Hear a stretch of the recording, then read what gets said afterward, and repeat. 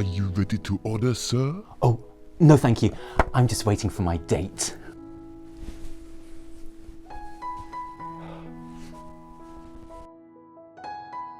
Champion, it pleases me that we have a chance to spend more time together. You look beautiful. Such magnificence awaits us. Yeah, okay, you look magnificent. It's just really great to see you again after all this time. You should know that of my many companions, you were my favorite. Yes, exactly. You were always my favourite too. Hang on, when you say all the others, how many do you mean exactly? Not that it matters. I mean, I don't even care. Do you want to order? So many possibilities. Oh, well, you know, take your time. I need blood. Right, okay. Well, I mean, I think I'm going to have the carbonara. We will see about that. No, I just don't think I should really have the blood, you know? Yes. Yeah, okay, why not? Let's have the blood. Yum! Oh, what a fantastic date. Hey, Evitel, how's your date going? Oh yeah, great, but I mean, you know I love tentacles. Oh, good, well that's good. My date is good too. I'm having the blood. We really do make a magnificent team, don't we? Yeah, well, you're still better than Azerite armor, I guess. What? Nothing. Knowledge is power. Hello Internet and welcome back to another weekly reset, Taliesin and Evitel's Wondrous Wisdom Show, for an episode that should be pretty short and sweet because to be honest there's not really much to talk about at all. Only joking, there's an absolute metric shit ton of stuff to get through, including, thank goodness, the 8.15 PTR, which is full of new models, allied races, really interesting new profession stuff, new raids, even newer than the new raid, and which is frankly taking the piss with all the super secret new story content it's giving us, which includes even more narrative choices for players to make along the way. And we will be taking a look at all of that stuff, even though it is super secret and spoilery. And if you're new here and you don't want to hear about it, well, don't worry, because we will be seeing the return of our two spoiler bots, Orange and Red. In hindsight, we could have thought of better names for them, to be fair. Who will make sure that your delicate eyes don't see or hear anything that they don't want to. But that's all going to have to wait anyway, because there's also Mike Morhaime to talk about, and our first story today, that of the divorce of Activision Blizzard and Bungie, and what it means, or could mean, for the future of World of Warcraft. So Bungie have been working with Activision Blizzard since 2010, developing the Destiny series. I played a bit of Destiny 2 when it first came out, and it's fine. I hear it's actually in a really good place since the latest expansion, Forsaken, came out. But whatever, this isn't a review. And although it might be a year earlier than most of us expected, the split itself won't have been a massive surprise to anyone that follows gaming news. Bungie have been talking about their imminent intention to self-publish as recently as June last year, and their relationship with Blizzard has often appeared a little bit frosty. So much so that when it was announced this week by Bungie that they would be parting ways while still retaining the rights to their Destiny franchise, there were gleeful reports of Bungie devs cheering and popping champagne corks at the news, just like they did when they split from Microsoft in 2007.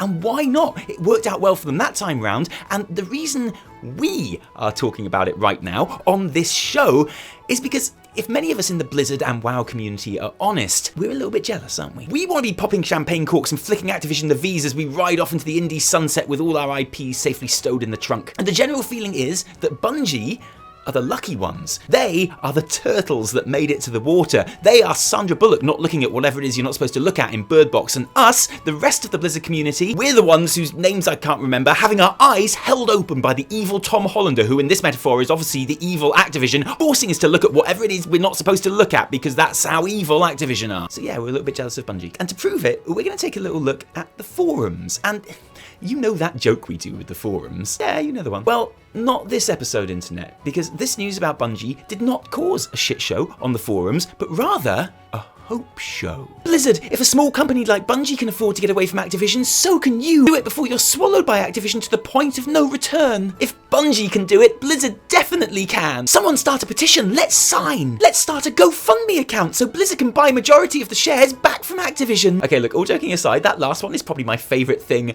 ever written on the internet. And yes, I know it's a joke, but that comment and the others all tap into this clear desire that much of the community have for Blizzard to ditch their corporate overlords and break out on their own, like the good old days. And Is that possible? Could it be done? And would we even like it if it did? Well, first up, of course, most importantly, it's not really possible. As I'm sure most of us know, Bungie are an independent publisher who essentially had a publishing deal with Activision Blizzard. And although ActiBliz clearly had a lot of control over Destiny, they were essentially paying Bungie to do a job for them. Whereas Blizzard are Activision Blizzard to all intents and purposes ever since their merger in 2008. It's like if Activision is a bowl of rice, then Bungie are some peas that have been sprinkled on top. They're pretty easy to pick out with a fork, but Blizzard are like a creamy sauce that has been stirred into the rice, and you can't just unstir a sauce out of rice. As the name Activision Blizzard suggests, they are pretty solidly intertwined at this point. That metaphor sounded better in my head, but you get the idea. Now, that's not to say that companies can't merge and then unmerge again later, but it usually involves the smaller name being sold rather than being allowed to ride off into the sunset. And if Blizzard ever does break with Activision, it will most likely be because it's been acquired by another corporate overlord. Even if we could all have our wish and just snap our finger and Blizzard were magically an independent game developer and publisher again,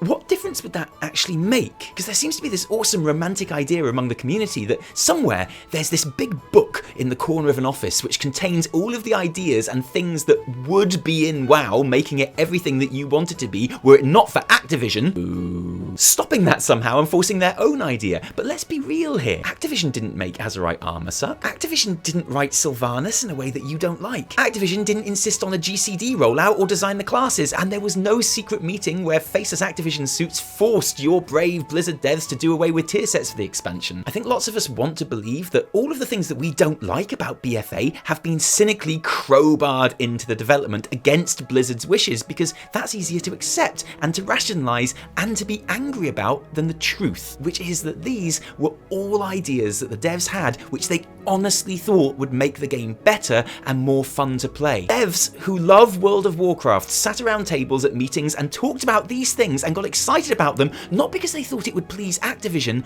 but because they thought they were cool ideas that would please you. And I say that as someone who, yeah, if I could click my fingers and remove Activision from the equation, I obviously would. I have no love for multinational corporations, and yeah, I will always advocate for the removal of those things that do smell a bit too much of Activision, like the in-game shop and mounts. But as Legion proved, when the game is at its glorious best, no one cares about that stuff, because sneaky and cynical though it definitely is, it doesn't impact the day-to-day gameplay of WoW. That is all on Blizzard. And let's just imagine for a second if Bungie and Blizzard were able to miraculously swap places and it was Blizzard that just cut free in the exact same way that Bungie just did. Do you think you'd be happy about that? Let's not forget how Bungie were able to actually make this divorce possible. In June, they got a tasty $100 million investment because they sold a majority stake of their company to NetEase. And if that name sounds familiar, it's because yes, it's that NetEase, the Chinese mobile gaming company that Blizzard are teaming up with for Diablo Immortal. And I already know what you think about NetEase because I saw a heel versus babyface video about Immortal once. NetEase are literally everything wrong with games. Honestly, that shit is so trash. NetEase are not gamers. They're not making games for gamers. They have no interest in gamers. What they're interested in is exploiting gamers to make even more money. Why on earth would I give my money to a company that works with scumbags like NetEase? I'd rather boycott. Yes, that's NetEase. And look,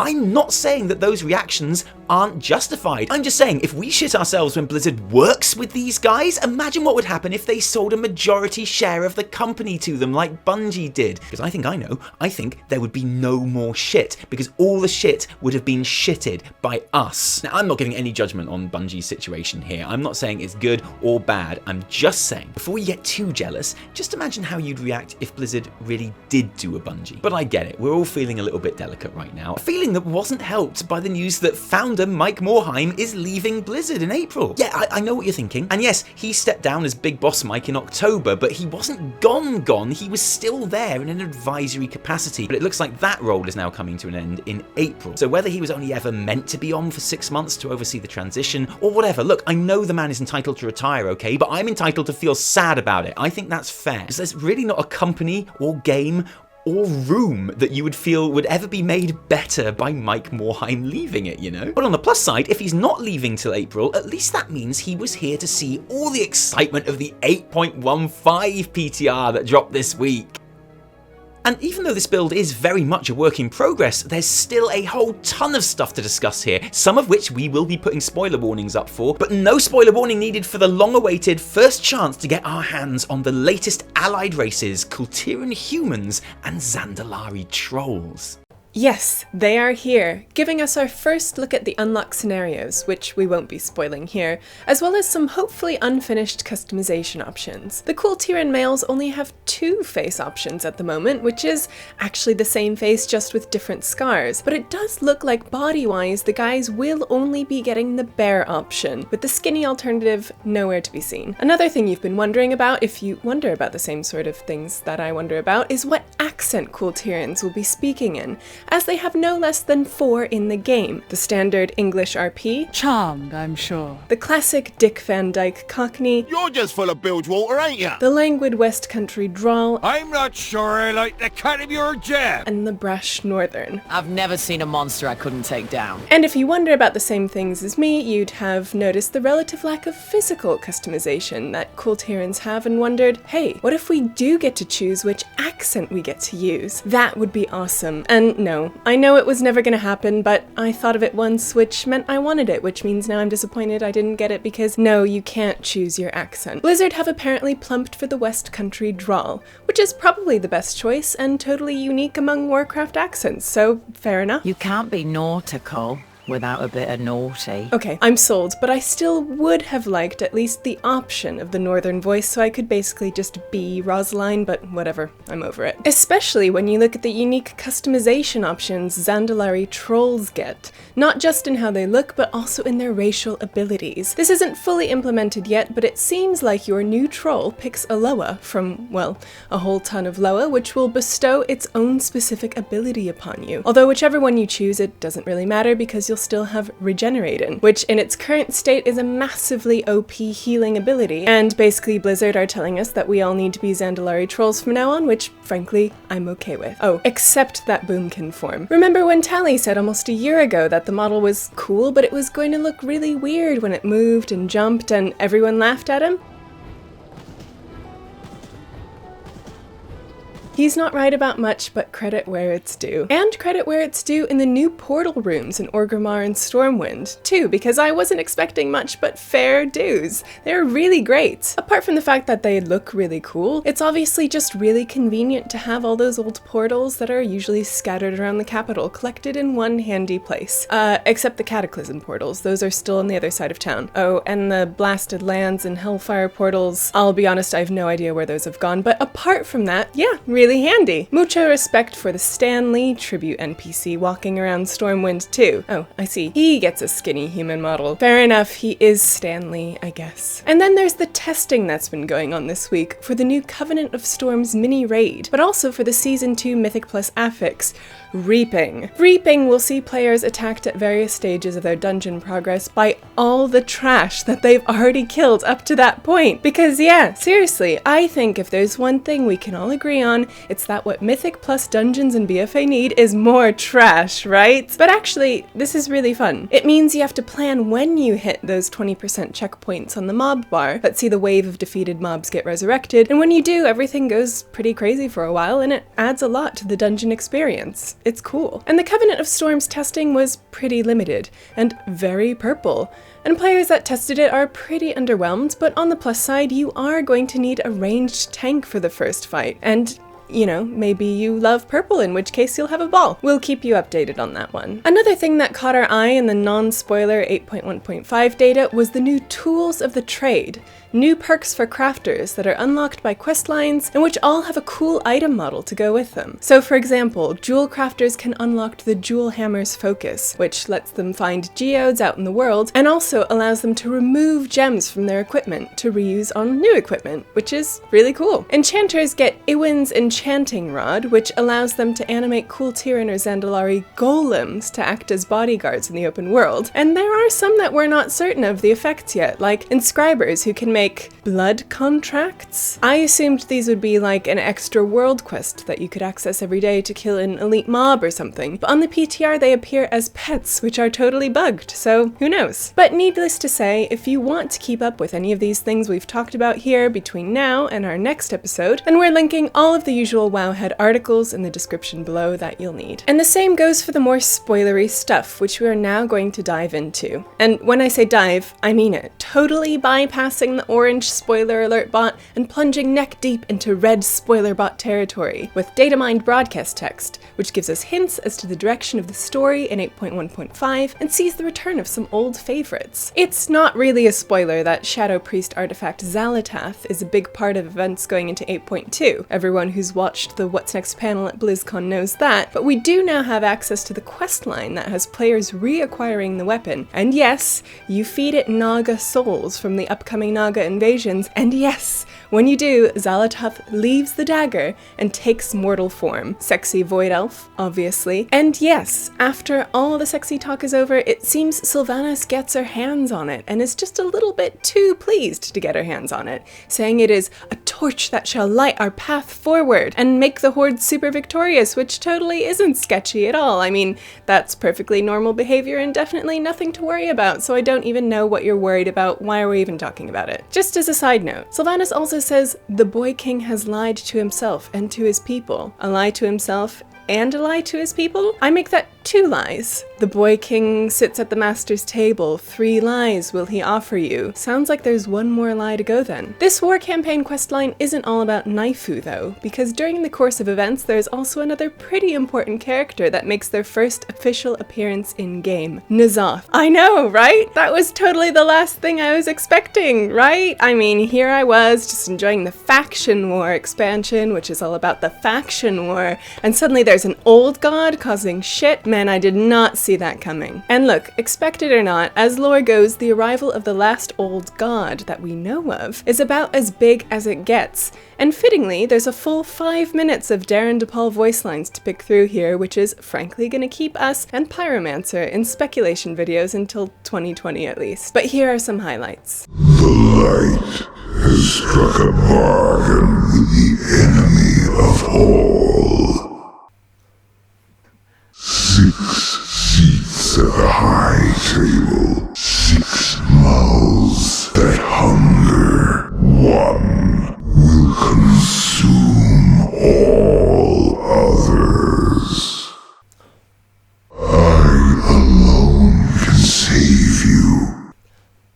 Man, if there's one thing I love, it's enigmatic old god whispers, and I cannot wait to spend a bit of time looking at those properly in another video. During the course of our interaction with Xalatath and N'Zoth though, it would seem we become corrupted with the gift of N'Zoth and start seeing N'Zoth's eye over nearby players. Brother Pike can cleanse the buff and put you back to normal if you want, because you don't have to be cleansed. You can happily keep the buff on for however long you want. It's another one of those little RP player choices that have been sneaking into the game recently. And it's far from the only new choice we get in 8.1.5 story either. Because following on from subtly taking the side of Sylvanas or Saurfang in the 8.1 war campaign, in 8.1.5 Horde players will need to choose between their war chief and Bane Bloodhoof, who wants your help in reuniting the recently raised Derek Proudmoore with his living family. So these choices are racking up now. Horde leaders are going against their war chief left and right, and players caught up in the middle of it all for the first time in this expansion have some sort of agency over what's happening, or certainly their role in it. All of which is great, but obviously begs the question, how much impact will these choices we are making actually have?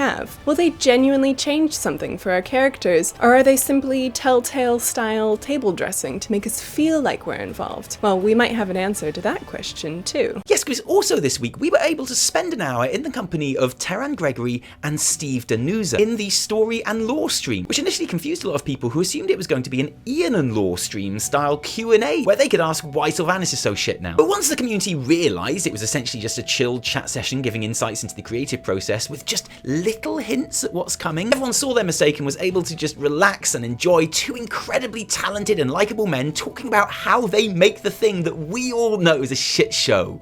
Obviously. Blizzard is going really hard on pretending everything is okay. It's actually so boring. We want to see improvements to the game, not this constant babbling about a 6-month-old cinematic. Almost make me want to shot myself in the back of the head. Yes, even after an hour, there were still people upset that Terran Greggory wasn't apologizing for Azerite armor. And okay, so a live stream of artists describing their creative process might be the kind of thing I love, but I understand it's not everyone's cup of tea. But to those people I say, You know, in all your frustration that Steve Danuser wasn't fielding questions about class changes in the GCD, you might well have missed some pretty interesting stuff, like the fact that Terran Greggory basically just flat out revealed that there's going to be a new in-game cinematic at the end of the Mekkatorque fight in the Battle for Dazar'alor raid, which, if it turns out to be true, would make it the first gnome-centric cinematic in the history of the game. I know, that's great news, right? Or the fact that all of those player choices that we've been talking about this episode, where we had to choose to side with Sylvanas or Saurfang, or, you know, the other ones coming up in 815. Come on, it was like a minute ago. You must remember that, surely. Will have some sort of meaningful consequence. So these choices we're making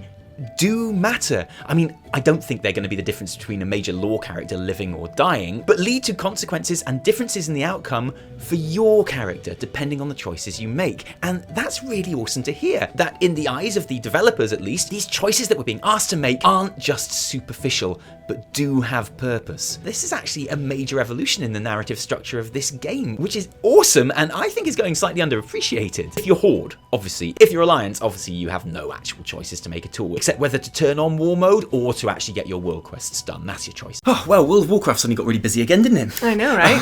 But that PTR, being on the PTR certainly gives us a lot more to talk about as we prepare for the new raid, and the clock is ticking on the new raid, Evitel, because we still haven't got the PC up and running. We're still waiting for our new graphics card, and when that comes, we're going to have to redo the entire water loop to put that new graphics card in, and if we don't do that before January the 23rd, it's a really important day apart from the raid, January. I can't remember why. It's weird. But if we don't manage that, then one of us, Evitel, will not be raiding on the first day of one raid. of us, Evitel, will not be raiding.